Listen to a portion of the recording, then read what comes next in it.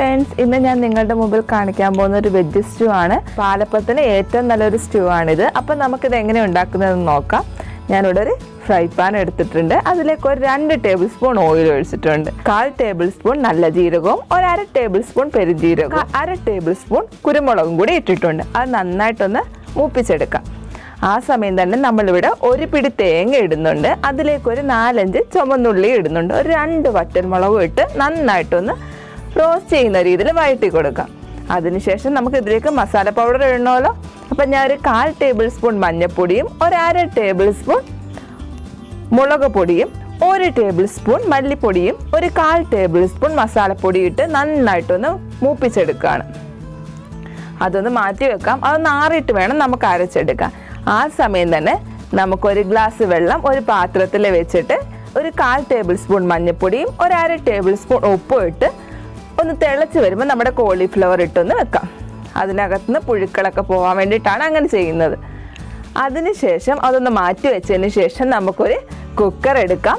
അതിലേക്ക് ഒരു പിടി ഗ്രീൻ പീസ് ഇടാം. എന്നിട്ട് അതിന് നിരക്കി ഒന്ന് വെള്ളം വെച്ച് നമുക്കൊന്ന് അടച്ച് വെച്ച് 2 വിസിൽ വരത്തക്ക ഇതിൽ ഒന്ന് വേവിച്ചെടുക്കാം. നമ്മുടെ പച്ചക്കറി കടയിൽ കിട്ടുന്ന പച്ചക്കടലയാണെങ്കിൽ ഏറ്റവും നല്ലത്. എനിക്കത് കിട്ടാഞ്ഞത് കൊണ്ടാണ് ഞാൻ ഗ്രീൻ പീസ് വെച്ച് ചെയ്തത്.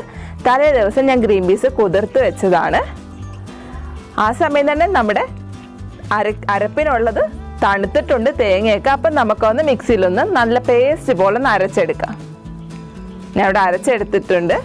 അപ്പം നമുക്കിനി കറിയാക്കിയാലോ.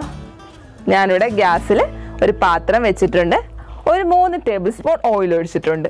ഒരു 1/4 ടേബിൾ സ്പൂൺ കടുക് ഇട്ടൊന്ന് പൊട്ടിച്ചെടുത്തതിന് ശേഷം ഒരു 2 തണ്ട് കറിവേപ്പിലയും കൂടി ഇട്ട് കൊടുത്തിട്ടുണ്ട്. ഒരു മീഡിയം സവാള ഇട്ട് നന്നായിട്ടൊന്ന് വഴണ്ട് വരട്ടെ. അതിനുശേഷം ഒരു ക്യാരറ്റിൻ്റെ പകുതി നമ്മൾ അരിഞ്ഞതിലേക്ക് ഇട്ട് കൊടുത്ത് ഒന്നുകൂടി വഴറ്റി കൊടുക്കാം. അതിനുശേഷം നമുക്ക് ഒരു 2 ബീൻസും കൂടി അരിഞ്ഞിട്ട് കൊടുക്കാം കേട്ടോ. നീളത്തിൽ അരിഞ്ഞിട്ട് കൊടുക്കണേ. അതൊന്ന് വഴണ്ട് വന്ന് കഴിയുമ്പം ഒരു ചെറിയ കോളിഫ്ലവർ ആയിരുന്നു ഞാനിവിടെ എടുത്തത്. അത് ഞാൻ പറഞ്ഞില്ലേ വേവിച്ച് വെച്ച്. അത് നമ്മൾ വെള്ളമൊക്കെ ഊറ്റി കളഞ്ഞത് അതിലേക്ക് ഇട്ട് കൊടുത്ത് ഒന്നുകൂടി വഴറ്റി കൊടുക്കാം. അതൊന്ന് വഴണ്ട് വരുമ്പോഴത്തേക്ക് നമ്മൾ ആ ഗ്രീൻ പീസ് ഒന്ന് അരിച്ചെടുത്ത് അതും കൂടി അതിലേക്ക് ഇട്ട് കൊടുക്കാം.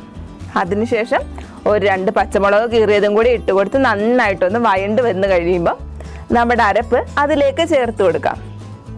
അരപ്പ് ചേർത്ത് കഴിയുമ്പോൾ നമുക്ക് ആവശ്യത്തിന് ഈ പച്ചക്കറികൾ വേവാനുള്ള വെള്ളവും കൂടി വെക്കാൻ മറക്കരുത്. നമ്മൾ വെള്ളവും കൂടി വെച്ചിട്ടുണ്ട്. അതിനുശേഷം ഉപ്പ് ഇടുമ്പോൾ അത് നിങ്ങളുടെ ആവശ്യത്തിന് ഉപ്പ് ചേർക്കാം. ഒരു 1/4 ടേബിൾ സ്പൂൺ ഗരം മസാലയും കൂടി നമുക്ക് ഈ സമയത്ത് ആഡ് ചെയ്ത് കൊടുക്കാം. അതൊന്ന് നന്നായി തിളച്ച് വരട്ടെ. ആ സമയത്ത് നമുക്കൊരു ചെറിയ ബൗൾ എടുത്ത് 1 ടേബിൾ സ്പൂൺ കോൺഫ്ലവർ എടുക്കാം. അതിലേക്ക് ആവശ്യത്തിന് വെള്ളവും ചേർത്ത് ഒന്ന് കലക്കി കൊടുക്കാം. എന്നിട്ട് തിളച്ച് വന്ന് നമ്മുടെ കൂട്ടിലേക്ക് ഒന്ന് ഒഴിച്ചു കൊടുത്ത് നന്നായിട്ടൊന്ന് ഇളക്കി കൊടുക്കാം. എന്നിട്ട് അതൊരു ചെറിയ തീയിലിരുന്ന് നന്നായിട്ടൊന്ന് വെന്ത് വരട്ടെ. ആ സമയം കൊണ്ട് നമുക്ക് പാലപ്പം ഒന്ന് ചുട്ടെടുത്താലോ. ഇടയ്ക്ക് കറി ഒന്ന് നോക്കാൻ മറക്കരുത്. ഞാനിവിടെ കറി നോക്കിയപ്പോൾ കറക്റ്റ് പരുവായിട്ടുണ്ട്. നല്ല ക്രീമി ആയിട്ട് നല്ല രീതിയിൽ കിട്ടിയിട്ടുണ്ട്. നമ്മുടെ പാലപ്പം റെഡി ആയിട്ടുണ്ട്. അപ്പോൾ അത് നമുക്കൊന്ന് ഇളക്കിയെടുക്കാം. പാലപ്പ ചട്ടിയിൽ നിന്ന് നന്നായിട്ട് പാലപ്പം ഇളകി വരുന്നുണ്ട്. അതൊന്ന് ഞാൻ ഇളക്കിയെടുത്ത് ഒരു പാത്രത്തിലേക്ക് മാറ്റുകയാണ്. അതിനുശേഷം നമ്മുടെ സ്റ്റൂ റെഡി ആയില്ലേ, അതും കൂടി നമുക്കൊരു സർവിങ് പ്ലേറ്റിലേക്ക് ഒന്ന് മാറ്റിയെടുക്കാം. പാലപ്പത്തിന് നല്ലൊരു കോമ്പിനേഷനാണ്. നിങ്ങളൊരു പ്രാവശ്യം എങ്ങനെ ട്രൈ ചെയ്ത് നോക്കണം. അതിനുശേഷം ഫീഡ്ബാക്ക് പറയാൻ മറക്കരുത്. Okay, by.